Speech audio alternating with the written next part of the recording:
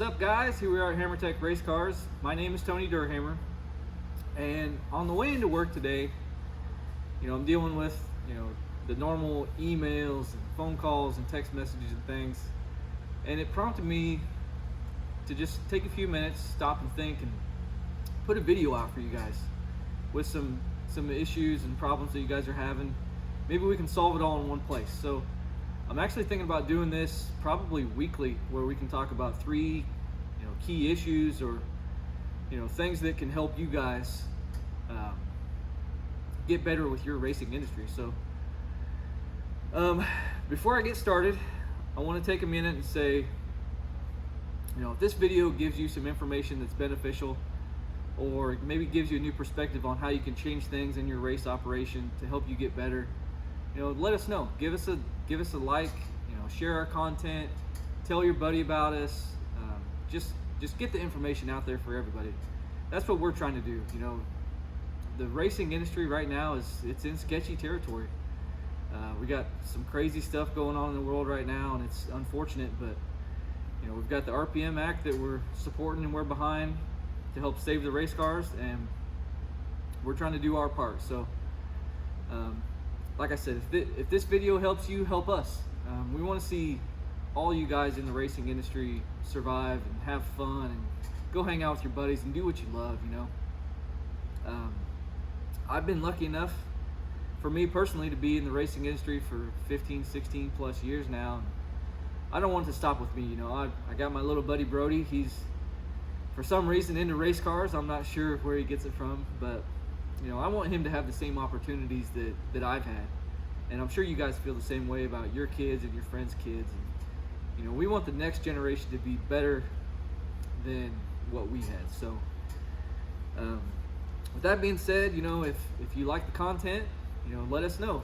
Maybe leave a comment on what you want to talk about on the next one. So like I said, we're going to try to do this probably weekly, talk about 3 key features, and if it helps you, help us. Share our content, give us a like, give us a comment, whatever it takes. We want to see this racing industry survive for years and years and years, so that everybody can have fun. So this week, the 3 key features I want to talk about are, chassis and roll cages. We get these questions a lot of what do I need in my car or truck to be safe and to make all the rules and all these sorts of things. So we'll dive into that. Part failures. Part failures is a huge thing. We'll dive into, why did it break? How can I really fix my issues to where I'm not working on my car or my truck instead of actually going out and having fun and getting the performance that I want out of this thing. And number 3 is probably the most important thing that you can do, is data and data management. So like I said, if all this helps you, help us. So we'll dive right in. Number 1 is chassis safety. So we're going to talk about door cars in this section here. So in the future, we'll get into the funny cars and the altereds and the dragsters and things like that. But I feel like there's more of you guys doing the door car thing. We're going to talk about some tube material like 4130 versus DOM. There's DOCAL. There's all these sorts of materials. How they get put together, how they're welded, the process of welding, things like that. So 4130 is kind of your tried and true material that probably 80% of the high level cars are built from. There's guys that are starting to creep into what's called DOCAL, and DOCAL is at least as good as 4130, if not better, just because of the manufacturing process that it's made. The DOM stuff is definitely your cheapest option. We in-house don't deal with anything DOM just because we want customers to have the best thing that they can have the first go around. So the weld process, DOM, you'll see DOM stuff in your late models and your dirt track cars and things like that the guys can build with minimal tools, and they can buy a kit from all these places to put them in. they can MIG weld them in themselves, and that's great for that industry. But in the drag racing world, where we can be pulling 3 Gs, leaving the line and driving 150 plus mile an hour in the 8th mile, we want something that's structurally got the tensile strength to keep you safe. All the 4130 stuff is all TIG welded, so there's no MIG welding 4130 tube. Same with Docol. It's all TIG welded. We're going to talk about a custom fit roll cage versus you buy a kit. So we've done some street cars. We've done Mustangs and Challengers and things like that, where these guys are coming to us and they want something that fits their car specifically in a certain way. Now there's companies out there that you can buy a roll cage kit for your 2019 Mustang or your new Challenger, whatever it is, but they're kind of, I hate using the term cookie cutter because it makes them sound like they're not a good kit, but they're made to fit everybody's stuff in a general way. So if you want a cage that your driver is 5'2" or your driver is 6'5", those two cages are going to be very different on height, elbow room, how the bars get laid, things like that. So we do everything custom fit. We'll take your car, get you fit in the car, make sure that you're safe, have all the room you need, and all the bars in there that are going to keep you safe. So that kind of drives the price difference. So you can get, your cage kits are normally cheaper. Your do-it-yourself type kits that you put in are definitely cheaper than a custom, one-off build that takes the time and manpower to make it fit a specific thing a specific way.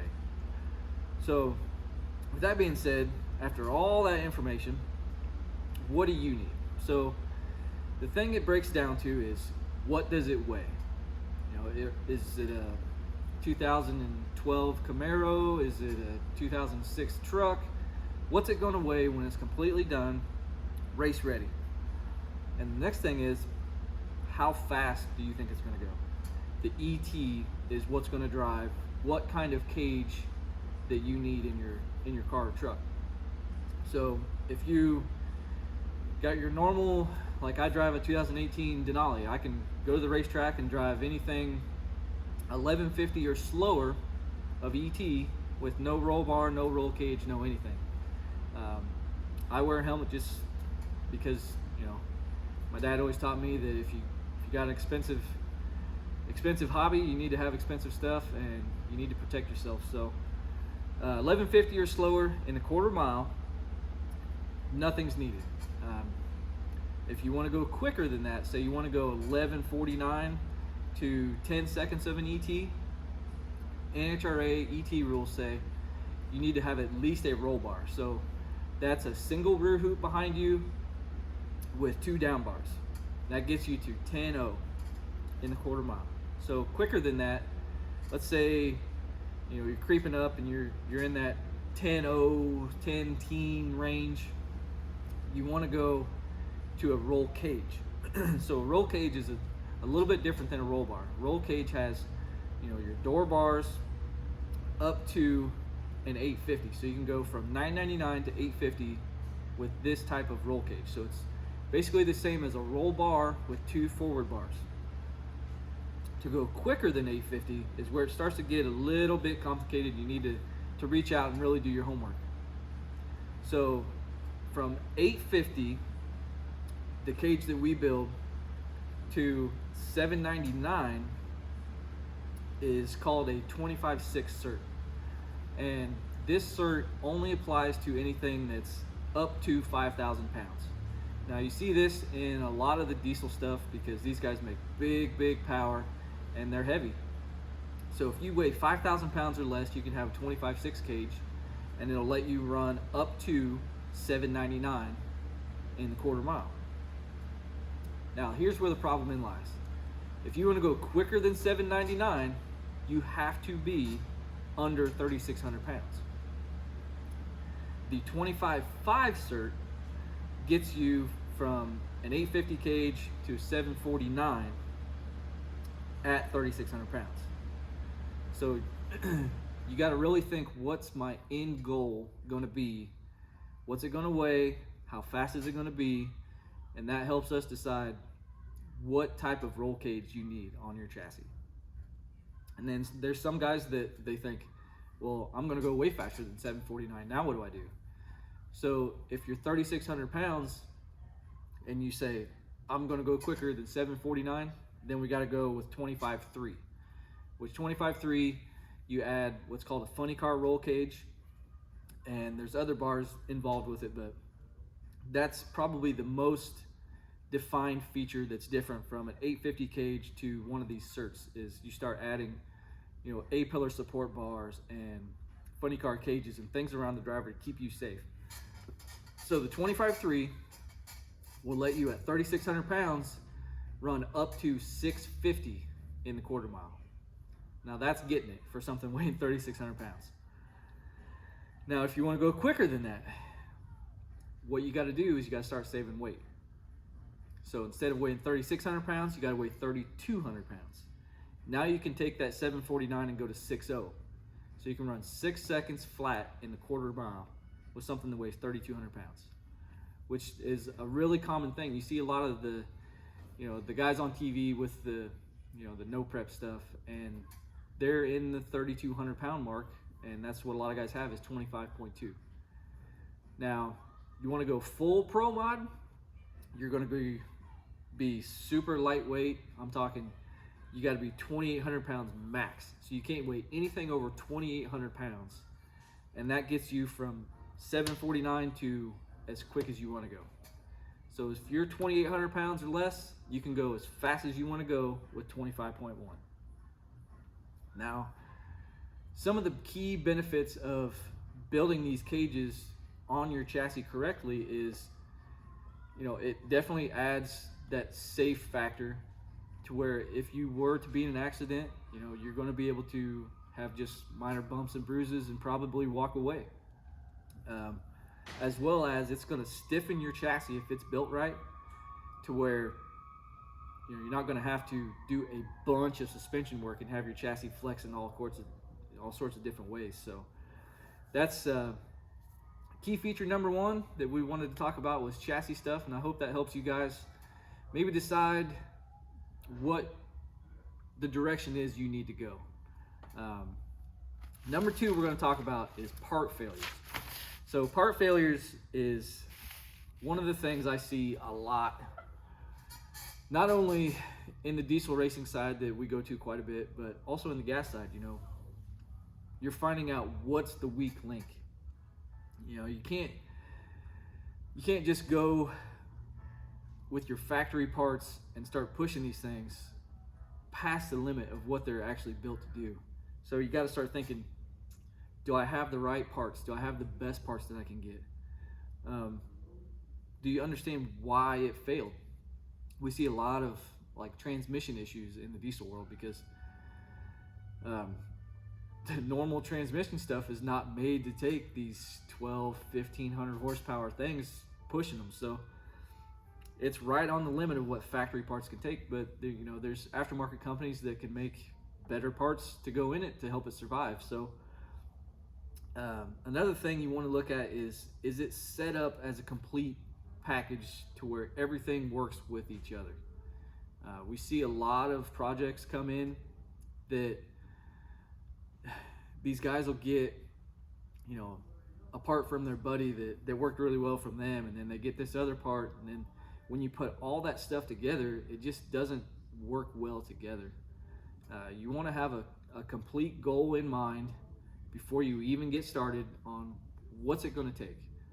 What is my goal 3 to 5 years from now, so that I can get all the parts lined up to where I'm not working on this stinking thing all the time. You see these guys in the pits changing transmissions and going to the track where they're not ready, the car's not running right, the truck's not running right, whatever it may be, and they just don't have any fun because they're working on the thing all the time.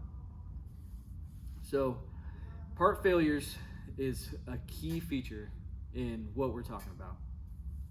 You want to have a plan, and the way you get to that plan is if you're going to the track and you know, hey, I'm going to run in this class. Well, okay, let's go to the top 5 guys in the class and just go talk to them. You know, they may not give you how they're making that quick pass information, but if you go to them and say, hey, I'm thinking about running this class, this is what I'm thinking about buying, they'll probably 9 times out of 10 steer you in the right direction.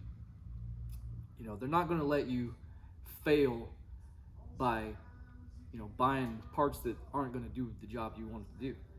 You know, they're just like us. You know, they want to see, you know, instead of racing 3 cars at the same track, they want to race 30 cars. When you have 30 cars show up, the payout goes up. Everybody has more fun. You're going rounds. You get to do more of the thing that you love to do. So part failures is big. Go talk to people, you know. And you got to think, if I have a product, am I using it correctly? Am I applying it right?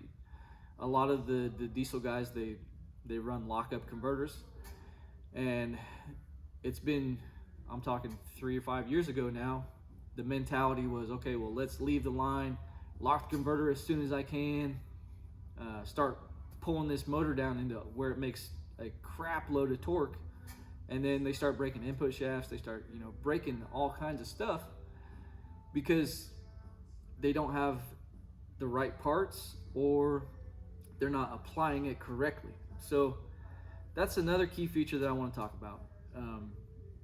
Applying what you have, which dives into the next thing I'm going to talk about. But you want to think about how you can keep doing what you want and have, I mean, it may take 6 months to get all the parts that you need, but in that 6 months, it will save you so much money from buying, you know, 3 transmissions until you figure out what you really needed versus just, you know, swallow your ego for a minute, go out, talk to the people, and get you on the right track from the start. And if you need more help, you know, you can call us. We can help. The top guys in your class, I'm sure they'll help you, etc. You know, just talk to people. They'll get you what you need.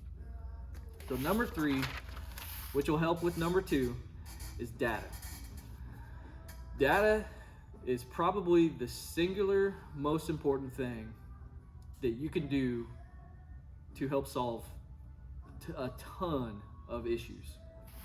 Now, I'm not saying you need to go buy a $10,000 data logger for your 10-second street car or truck or whatever it may be, but the more information you can get every single pass and the more things you can watch, the quicker you're going to learn of what you're doing right or wrong.